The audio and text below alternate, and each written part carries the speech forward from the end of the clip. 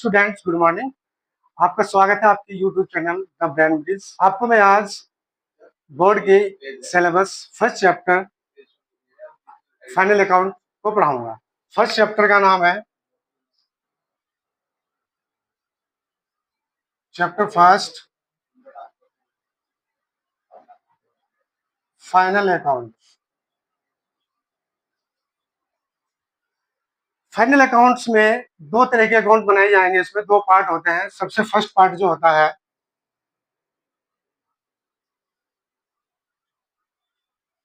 पहला पार्ट होगा इसमें इनकम स्टेटमेंट,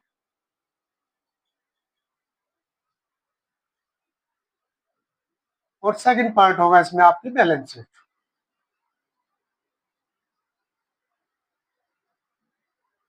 ठीक है बच्चों। अब बैलेंस शीट में हम किसका करेंगे? बैलेंस शीट में दो पार्ट होंगे। एक पार्ट होगा आपका एसेट्स और दूसरा पार्ट होगा लायबिलिटी। Liability side. अब लायबिलिटी और एसेट्स इन दोनों अकाउंट्स में केवल आप रियल अकाउंट्स और पर्सनल अकाउंट, केवल इन दो का ही अध्ययन करोगे। और आपका इनकम स्टेटमेंट, इसमें भी आपके दो पार्ट बनते हैं। फर्स्ट पार्ट आपका, इसमें आप अध्ययन करोगे ट्रेडिंग अकाउंट का, और सेकंड होगा आपका प्रॉफिट एंड लॉस अकाउंट।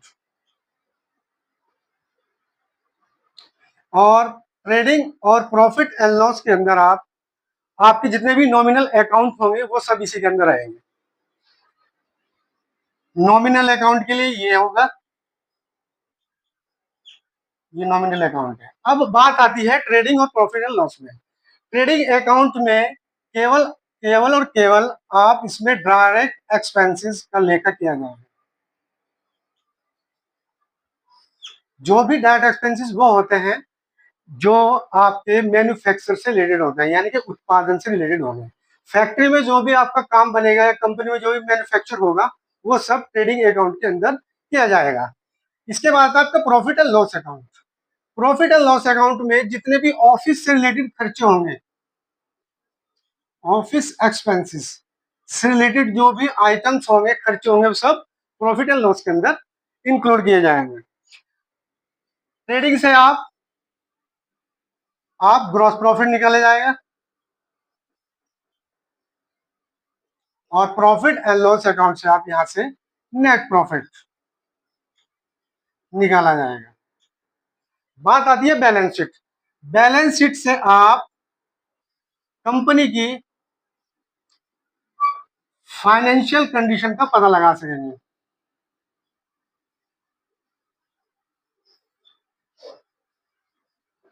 कि कंपनी की फाइनेंशियल कंडीशन किस तरह की है।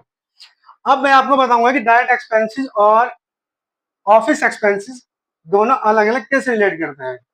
डायरेक्ट एक्सपेंसेस में आपके जितने भी मैन्युफैक्चर वाले खर्चे होंगे, जैसे कि आपने कोई परचेज किया प्रोडक्ट, और उस प्रोडक्ट को लाने के और ले जाने के लिए जो भी उसके ऊपर खर्चा किया जाएगा, एक्सपेंस किया जाएगा, वो सारा का सारा ट्रेडिंग अकाउंट में जाएगा। जैसे एग्जाम्पल के लिए लेते हैं, जैसे हमने वेजिस है, वेजिस है, आपने माल को लाने और ले जाने के संबंध में जो भी आपने वेजिस दी है, पेड किया है, वो सब किस में जाएगा? वो डायरेक्ट एक्सपेंसेस में जाएगा। इसके बाद में अगर प्रॉफिट एंड लॉस की बात करें, अगर आपने कोई ऑफिस का खर्चा किया है, मान लीजिए सैलरी पेड की है एम्प्लॉय को, तो ये किसका खर्चा हुआ? ये ऑफिस से रिलेटेड खर्चा है, तो सीधा आपका प्रॉफिट एंड लॉस अकाउंट में जाएगा। ये आपको चीजें बड़े ध्यान से समझनी है, और अब ध्यान से समझनी है और उसको देखना है, समझना भी है कि मैं क्या पढ़ा रहा हूँ क्या नहीं है। ठीक है बच्चों, अब जरा से उतार लीजिए। देखिए बच्चों, अब इसके फॉर्मेट पे आ जाइए। फॉर्मेट में आता है ट्रेडिंग अकाउंट और प्रॉफिट एंड लॉस अकाउंट। सबसे पहले हम ट्रेडिंग अकाउंट का फॉर्मेट बनाएंगे कि उसके डेबिट साइड में और क्रेडिट साइड में कौन कौन से आइटम्स जाएंगे। ये बच्चों इसका फॉर्मेट है, और इस फॉर्मेट के अंदर हम सबसे पहले लिखते हैं पर्टिकुलर, फिर आता है अमाउंट, फिर पर्टिकुलर, और फिर आता है अमाउंट। ये हमारी अमाउंट क्रेडिट साइड की है और ये हमारी अमाउंट डेबिट साइड की है। अब हम इस क्वेश्चन में इस फॉर्मेट के अंदर जो भी आइटम्स डेबिट साइड में जाने वाले हैं और कौन से क्रेडिट साइड में, वो लिखेंगे। आपको अपनी कॉपी पर और पेंसिल लेकर ये नोट कर चलना है मेरे साथ के साथ, ठीक है। सबसे पहले आता है डेबिट साइड में, सबसे पहले डेबिट साइड में आता है टू ओपनिंग स्टॉक। इसके बाद आएगा टू परचेज, आपने जो भी माल लेके आए हो, ओपनिंग स्टॉक आएगा और परचेज आएगा। परचेज के बाद में माइनस करेंगे इसमें से परचेज रिटर्न, जो माल खराब हो गया या वापस हुआ होगा वो इसके अंदर आ जाएगा। ओपनिंग स्टॉक की अमाउंट यहाँ जाएगी, परचेज की टोटल यहाँ चली जाएगी घटाने के बाद। इसके बाद में आएंगे सारे के सारे डायरेक्ट एक्सपेंसेस। डायरेक्ट एक्सपेंसेस में आता है टू डायरेक्ट एक्सपेंसेस। अब डायरेक्ट एक्सपेंसेस आपके कौन कौन से हैं वो मैं आपको क्लियरली बताते चलता हूँ। जैसे फर्स्ट है आपका wages, factory light, factory rent,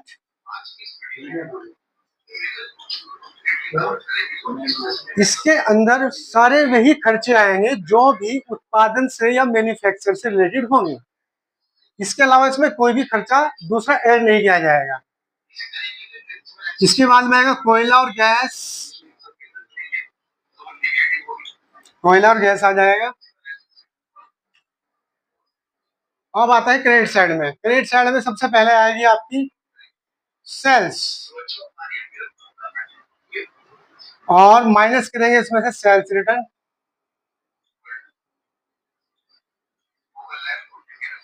total sale यहाँ पे ये आपकी डायरेक्ट इनकम हो गई, ये आएगी आपकी बाई साइड में। उसके बाद हम लिखेंगे इसमें by closing stock.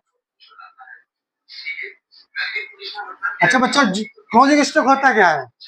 Closing stock वो स्टॉक है जो साल के अंत में जो माल बिकने से रह जाता है, उसको हम क्लोजिंग स्टॉक बोलते हैं। सीधी सी बात है। इसके अमाउंट यहाँ जाएगी। अब यहाँ से हमें निकालना है ग्रॉस प्रॉफिट, क्योंकि ट्रेडिंग अकाउंट से निकला है gross profit.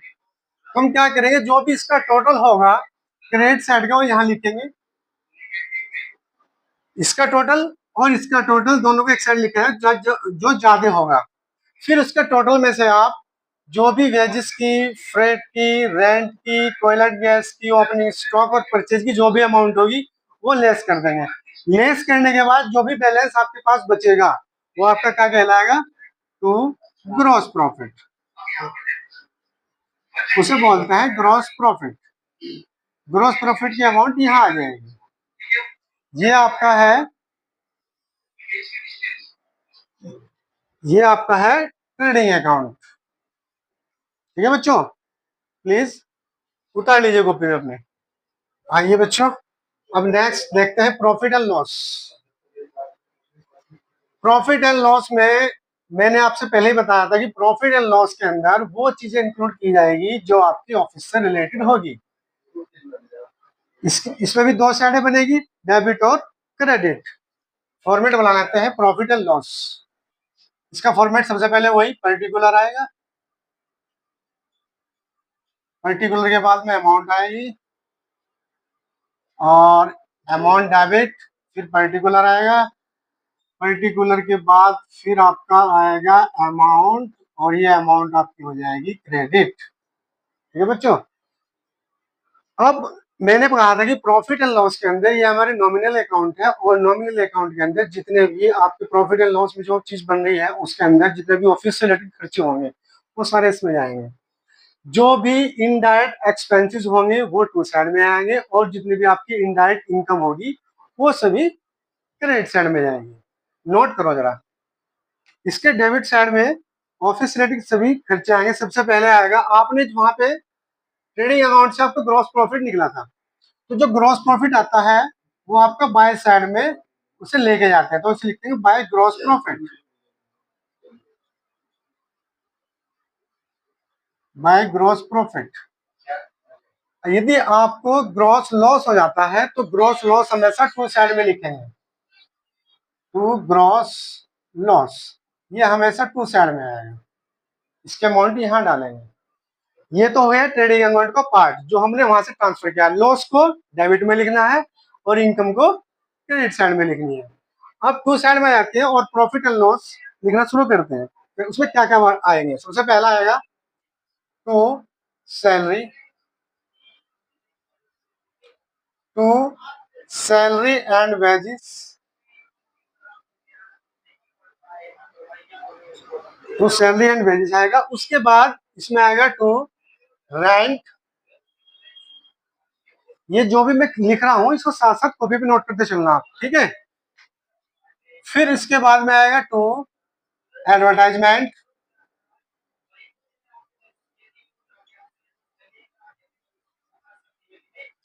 To commission, to sales on terrace, to depreciation, to depreciation आएगा। अब इसके आगे बाई साइड में इनकी अमाउंट यहाँ के सामने आएगी, क्योंकि तो अमाउंट ऐसे ही लिखनी है, क्योंकि तो ये एडवर्टाइजमेंट की अमाउंट है, ये कमीशन की है, ये सेल्स ऑन कैरीज हो जाएगा, ये डेप्रिसिएशन हो जाएगा। ठीक है बच्चों। अब इसके बाई साइड में क्या लिखोगे आप, जो भी आपको इनडायरेक्ट इनकम रिसीव हुई है वो आप क्रेडिट साइड में नोट करना। सबसे पहले होगी bye commission received, bye discount received और बाय इंटरेस्ट रिसीव्ड। यानी कि जो भी आपको इनकम रिसीव होगी वो क्रेडिट साइड में लिखी जाएगी। ठीक है बच्चों। अब हम क्या करेंगे, इसका टोटल करेंगे डेबिट क्रेडिट साइड का, ऐसे ही करेंगे डेबिट साइड का। और जिस साइड का टोटल ज्यादा होगा वो टोटल दोनों साइड लिखा जाएगा। जैसे क्रेडिट साइड का टोटल अगर ज्यादा है तो इसको दोनों साइड लिखा जाएगा, यहाँ भी और यहाँ भी और यहाँ भी। टोटल लिखने के बाद में इसके टोटल में से डेबिट साइड वाला टोटल घटा देंगे तो आपकी वैल्यू निकल कर आएगी, उसे बोलेंगे टू नेट प्रॉफिट। ये आपका नेट प्रॉफिट यहां से आता है। नोट करिए जरा जल्दी। इसका लास्ट फॉर्मेट है बैलेंस शीट, और बैलेंस शीट का फॉर्मेट ऐसे बनेगा बच्चों। बैलेंस शीट के अंदर ये लायबिलिटी साइड होगी, ये अमाउंट वाला कॉलम होगा, ये एसेट वाली साइड होगी और ये अमाउंट वाला कॉलम होगा। लायबिलिटी साइड में ये लायबिलिटीज है, ये आपकी अमाउंट है, ये एसेट्स है और ये आपका अमाउंट है। ये बच्चों। अब हम इसमें एसेट्स और लायबिलिटी, लायबिलिटी साइड्स क्या होती है, लायबिलिटी साइड्स में जितने भी आपके लायबिलिटी बनेगी आपके ऊपर वो सभी लायबिलिटी वाले कॉलम में आएगी। जितने भी आपके पास में एसेट्स हैं, भवन है, बिल्डिंग है और आपके पास फर्नीचर है, मशीन है, वो सब आपके एसेट्स वाले कॉलम में है। ठीक है, अब इनको लिख के चलते हैं। सबसे पहले एसेट साइड लेते हैं हम। एसेट साइड में सबसे पहले क्या आएगा, बिल्डिंग लेंगे आपकी, बिल्डिंग आपकी एसेट्स है। उसके बाद मशीन है, मशीन के बाद आपको फर्नीचर है, ये आपकी फिक्स एसेट्स है। और फर्नीचर के बाद में आपके पास में बनते हैं देनदार, ये डेबिटर्स, ये भी इधर ही आएंगे। फिर आपके इन्वेस्टर हैं, वो भी इधर आएंगे, इन्वेस्टमेंट जो आपने किया है। इन्वेस्टमेंट हो गए। अब आ जाइए आप लायबिलिटी साइड में। लायबिलिटी साइड में आएगा सबसे पहला आएगी कैपिटल, कैपिटल सबसे पहले आएगी। फिर कैपिटल के अंदर आपका जो नेट प्रॉफिट आया है उसको ऐड करना है, ये आपका नेट प्रॉफिट इसमें ऐड हो गया। उसके बाद इसमें से हमें लेस करना है ड्राइंग को, ड्राइंग लेस कर देंगे। और ड्राइंग लेस करने के बाद में ये अमाउंट और आपका अमाउंट इस वाले कॉलम में चली जाएगी। ऐसे ये वाली अमाउंट यहाँ पे, ये यहाँ पे, ये यहाँ पे, ये यहाँ पे और अमाउंट यहाँ पे। इसके बाद आएगा इसमें करने के बाद क्रेडिटर, क्रेडिटर इसमें आएंगे। क्रेडिटर के बाद में आपके बिल पेबल वो इधर ही आएंगे, बिल पेबल। आउटस्टैंडिंग जो भी होगी वो भी इधर ही आएगी।